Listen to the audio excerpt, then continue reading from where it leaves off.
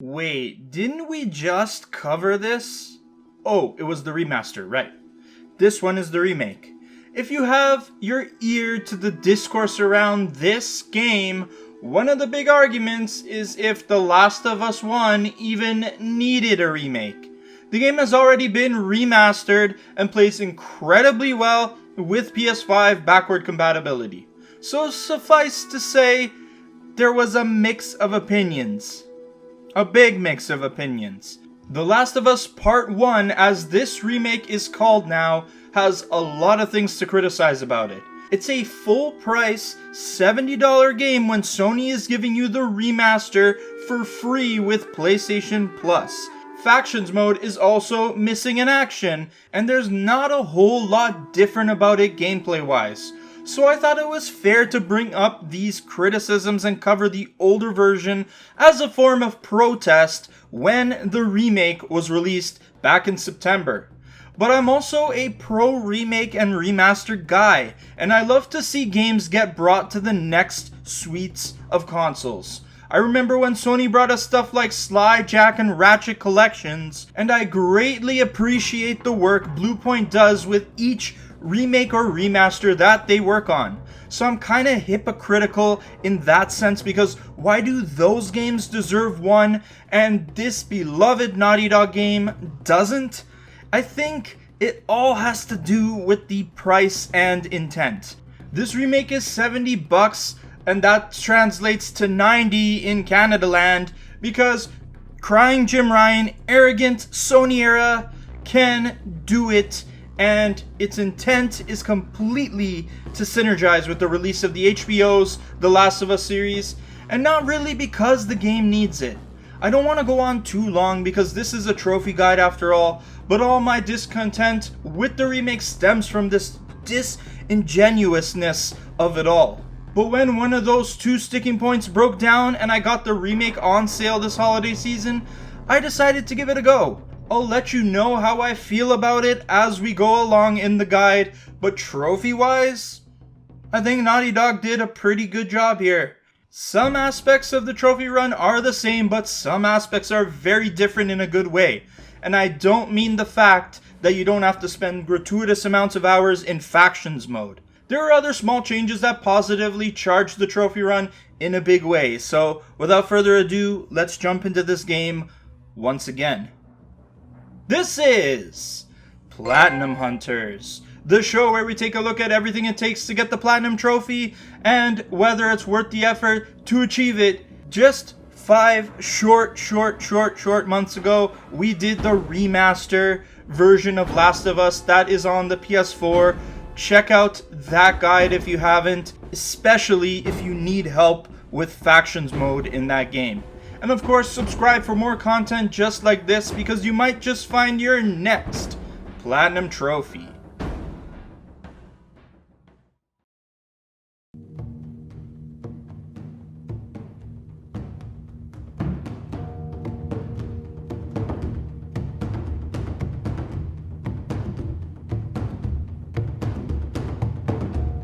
Wow, this trophy run is so much simpler, it's comical. All you have to do is run through the main story once, grabbing all the collectibles, and do the same for the Left Behind story. That's one single playthrough of each, and it can be on any difficulty you wish. No mandatory New Game Plus runs, no playthroughs on Survivor difficulty, or worse, Grounded mode. And even the collectibles feel way better to grab, even if there's pretty much the same amount of them. Also, no factions mode grind. Enough said. This trophy run is made for people who just want to play the game and get a plat. It's not a rare one like the remaster, but it's way more accessible for casual trophy hunters. The chapter select / encounter select in this game is divine, and I get overwhelmed every time I tab over to the accessibility part of the options menu. There are so many ways you can make this trophy run just completely comfortable for you. And as a result of these quality of life changes to the trophy run, that means it's way easier, and I think that's okay when we already have a tough Last of Us trophy run already. But let's get to it because I've talked enough. Just note that I have more helpful guides in the description below to assist you if you need them. We start this remade trophy guide with 2 trophies you collect for completing the story.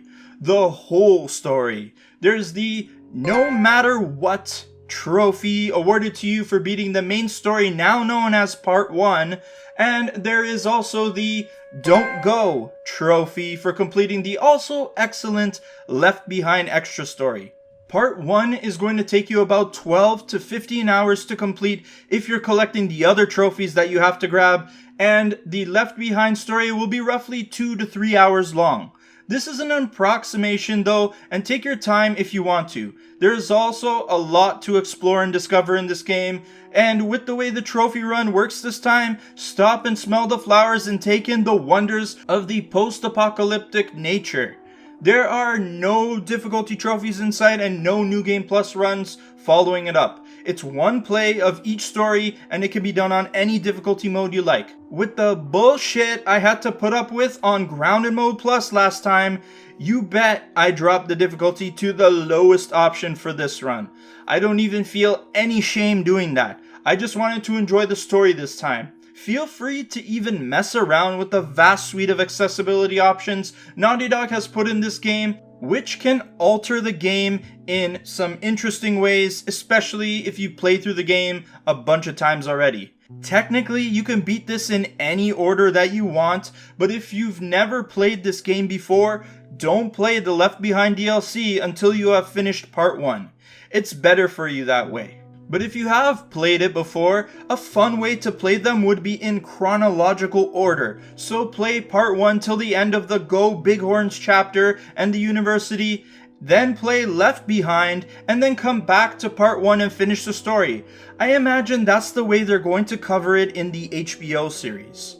During the cutscenes, all I could say was, holy cow, this is one of the best looking games I have ever seen.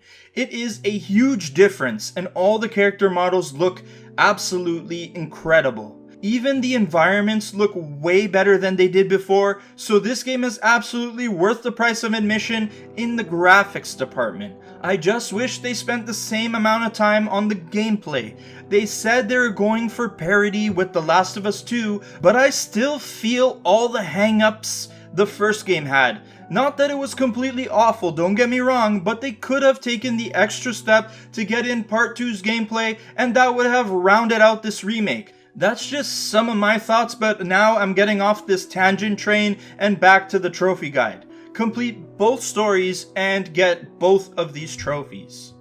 No matter how you play them, 3 collectible types are found in both of these stories, making it so you have to collect them all in both stories to pop these trophies.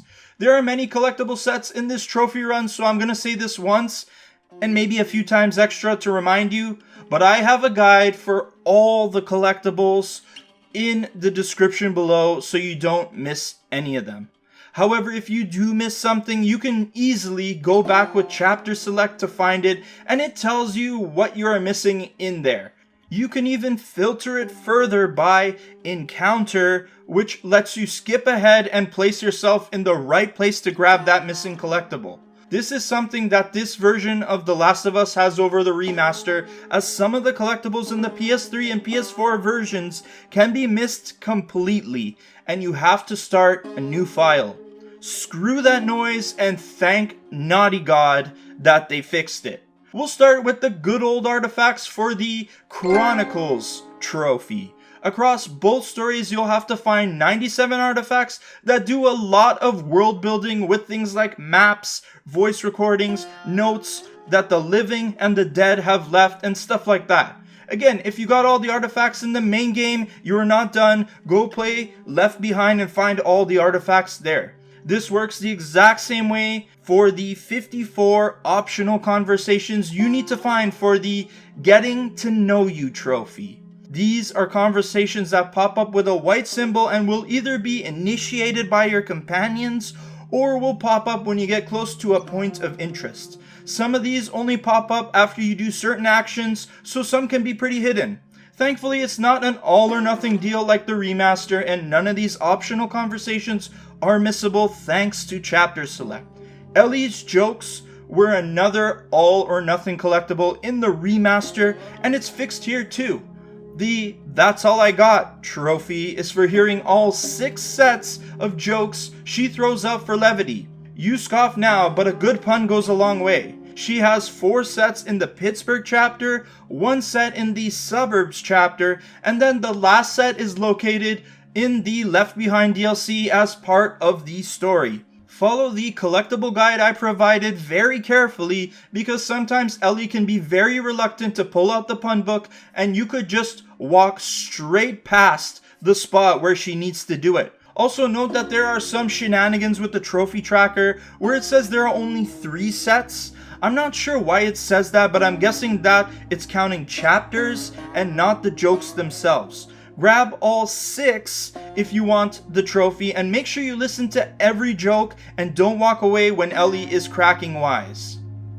Now we can focus on collectibles that are just found in the main game exclusively. This game has a crazy amount of collectibles, so let's make haste and start breaking all of these sets down, starting with these first 3 that also have trophies for grabbing your first one. Those trophies are on screen now, and they are for finding your first Firefly, Pendant, Savage, Starlight Comic, and Training Manual. These are all found pretty much the same way, although the Firefly pendants can be found high up in trees or hanging off something. Because this game is the way it is, you'll have to collect all of them, and the trophies, as your reward, are on screen now for collecting them all. These are all in the guide I mentioned already, so it will reveal all their locations in that video. Sometimes you will find some of these collectibles behind locked rooms and locked safes. That's right, the Master of Unlocking trophy makes its grand return. You have to find and unlock 13 Shiv doors scattered across all our locations. They are locked doors that require a Shiv to open them, and what is inside is always good. Ammo, bolts, grabbing pills, supplies aplenty, and sometimes collectibles like artifacts, training manuals, Firefly pendants, and other stuff. It was an all or nothing missable trophy in the PS3, PS4 trophy sets, but here it's been fixed and you can collect them all separately now. The collecting in this remake is way less stressful. The safes never had a dedicated trophy before, but they do now. Sticky Fingers is awarded to you for cracking open all 4 safes. These safes hold a bunch of goodies like the Shiv doors and sometimes collectibles too. If you know the combinations already, you can legit just open them up and loot everything. But the combos themselves are found on pages nearby that also count as artifact collectibles, so you will need to collect them anyways. Even the workbenches are counted as collectibles in this trophy run. The workbenches, a place of solitude and safety. The Prepared for the Worst trophy is for finding and using all 11 workbenches. These things really feel like safe rooms, and when you find one, head over to it so you can spend your bolts on gun upgrades and add it to the running count of this trophy.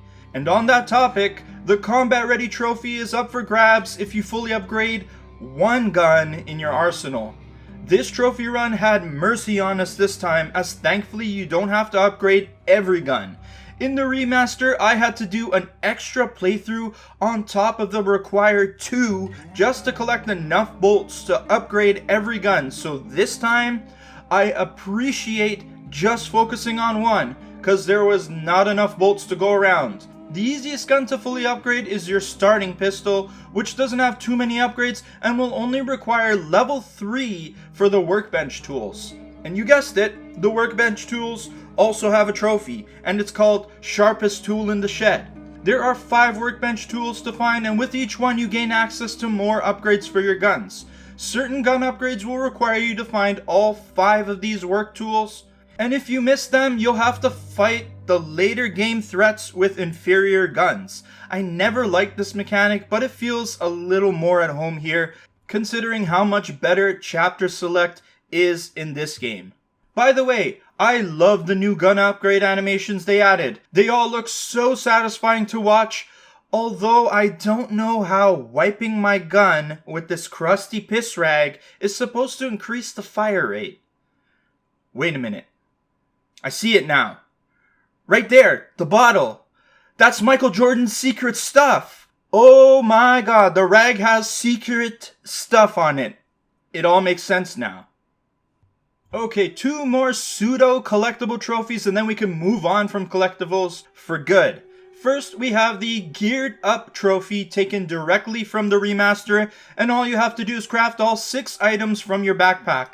This includes the health kit, smoke bomb, Molotov, nail bomb, Shiv, and modified melee weapon. Some of these items will only show up later on, and once it's in your backpack menu, you just need the right supplies to craft them once each. Again, it's no stress because you're constantly crafting things, so you'll get the trophy pretty easily. Pretty much the same for the next trophy too, because closer to the end of the game, you will be able to get it.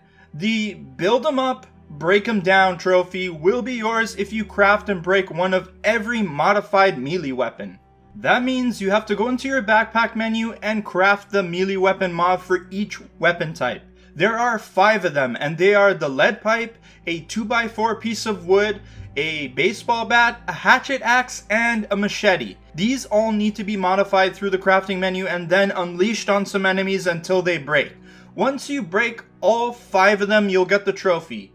Okay, collectibles done. Jeez. Okay, we have 10 trophies left to cover in the guide because the collectibles took up most of them, and they are all chapter specific. But let me know you are still here surviving this post-apocalypse by hitting the like button. It really helps the channel out and I appreciate it. Alright, back to the guide with these last 10 trophies. First, we'll look at the chapter-specific trophies found in the main story. These are all awarded to you for completing a certain task or interacting with something in the environment. For the first one, we are headed to Billstown, and if you're specifically looking for it in Encounter Select, it is in the High School Escape section. The trophy is called In Memoriam, and you have to give Bill a note written by his old and now dead friend Frank before you get in the truck. The note is in the exact same house where you find Frank. I don't want to go into details about where you find Frank, but once you have it, interact with Bill and give it to him. It's not a nice letter, so I don't blame Bill for throwing it on the floor, but you will have to pick it back up in order to get the trophy. It's also an artifact, so it's good to play out this entire scenario for multiple trophy reasons. The next one is in the Pittsburgh chapter and specifically in the Escape the City encounter. For the Lights Out trophy, you need to sneak around that spotlight with Henry and turn off the generator completely in stealth. The best way to deal with the spotlight is to wait until they start shooting at some distant clickers and then you can make your move. Keep an eye out for any hunters that are walking back and forth near the generator and avoid them or quietly take them out. If you turn off the generator without being detected, that trophy is all yours. If you mess it up, just reload the checkpoint and try again. You'll need to be quick for this next one, but for the Waterlogged trophy, you'll need to ride the platform with Henry and Sam while crossing this part of the sewers. For reference, this is in the Suburbs chapter and in the Sewers encounter. It's part of the story, so you have to solve this environment puzzle to progress, but when you get to the part where you ferry Ellie over to the platform controls using a skid, immediately make your way to the platform where Henry and Sam are standing and they have to ride it to get to the other side. You gotta be quick for this because it can leave you behind, but if you do miss it, just reload the checkpoint and try it again. Now we are at Tommy's Dam in the Hydroelectric Dam encounter for these next 2 trophies. The left hanging trophy can be obtained when you're trying to cross the dam river by moving the platforms. When you do make it across, Ellie will extend a high five, and all you have to do for the trophy is ignore her. Yep, walk right by her without handing the high five, and you'll get the trophy. Well, that's not nice. If it wasn't for the trophy, I would have given that high five. Later in the chapter, when you're walking with Tommy inside the dam, you can get the Who's a Good Boy trophy. Are you serious, my boy? We are getting a trophy for petting the dog? Let's go! You will meet Buckley and then pet him so you can get this one easily. This is practically impossible to miss, as even Tommy is like, yo brother Joel, doggo here. So get your trophy and get your satisfaction. And now the rest of the chapter specific trophies can be obtained in the critically acclaimed Left Behind DLC. I'm glad they bundled this excellent DLC in if they weren't going to include Factions mode. All of these trophies except for one are straight from the Left Behind trophy set found in the remastered version. So if Sony and Naughty Dog get to remake this game, I'm going to remake my script for the trophies a little bit. But first, the new one is called Live Bait, which you will get by luring a clicker to attack a hunter. This can only be collected when you're playing as Ellie in the present, and the first opportunity comes way later in the last section of the present scenario. Just grab a brick or a bottle and throw it in the vicinity of a hunter when there is a clicker around. This is pretty fun to watch as clickers go straight for the hunter and you'll get the trophy. Next one is called Brickmaster, and you'll need to win the brick game by smashing all the windows on your car first. It's part of the story and it's possible to lose it, so make sure you work quickly. Just don't stand in one spot, there are lots of bricks to your right and you'll need to go there anyway to break those windows on that side. Place the white dot over a window while you're aiming and then throw the brick. If you smash the windshield, sunroof, back window, and 4 side windows before Riley does, you got yourself a trophy. Our next 2 trophies are part of the second Riley Ellie section when you get to the arcade.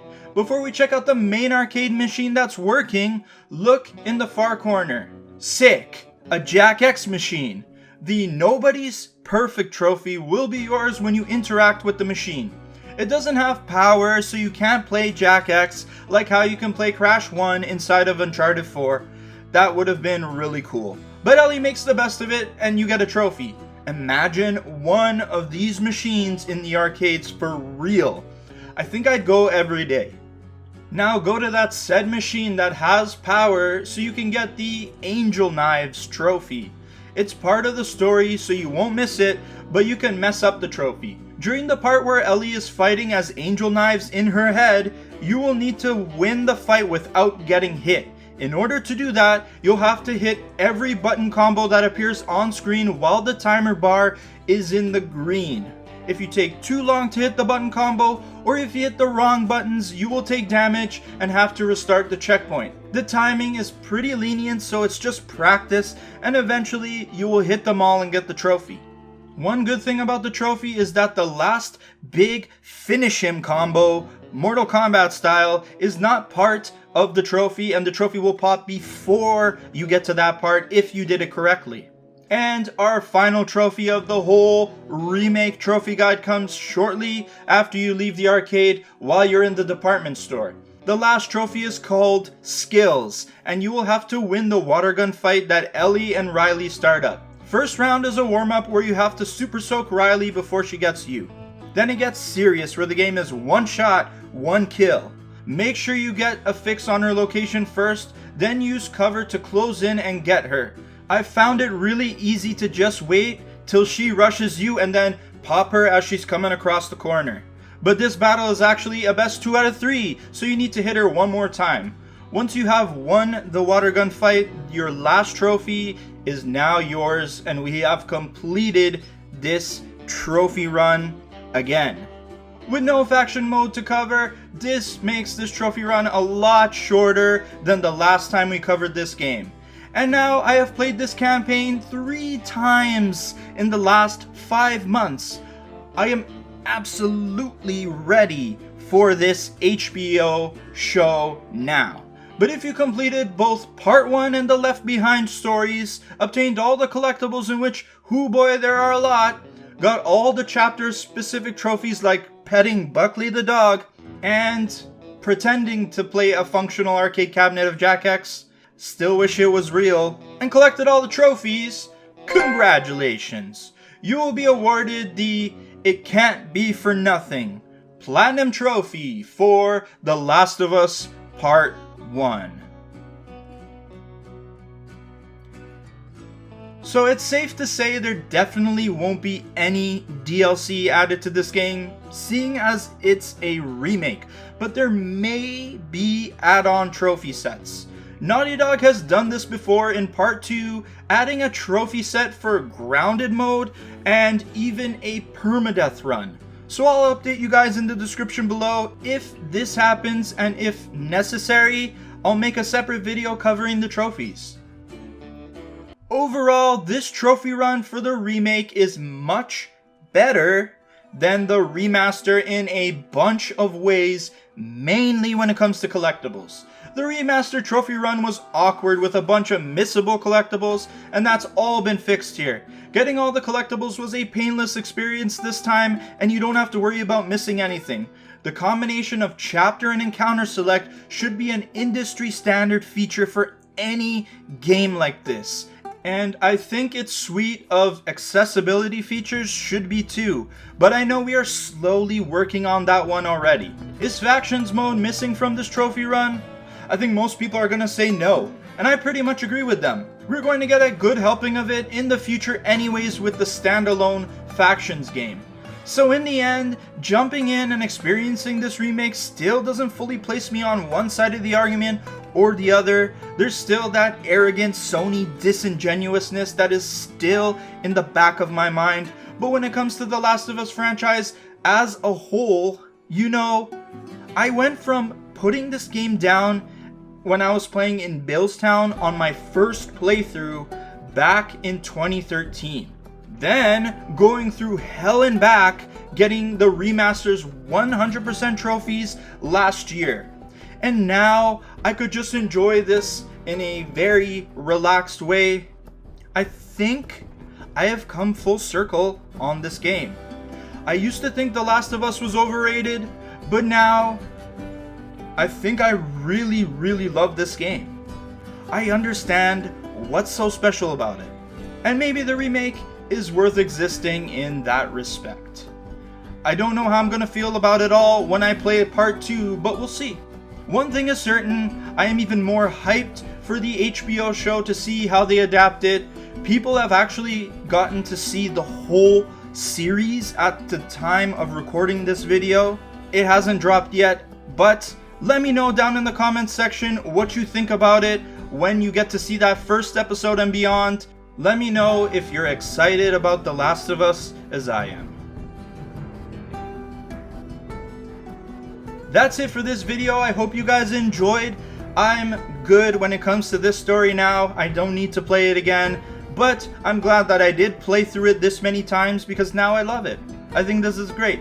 So the logical place to go from here is part 2, and definitely subscribe to the channel so you can see that and see how I react to that if you're interested. And of course, I hope all your trophy hunting expeditions go incredibly well. Peace out.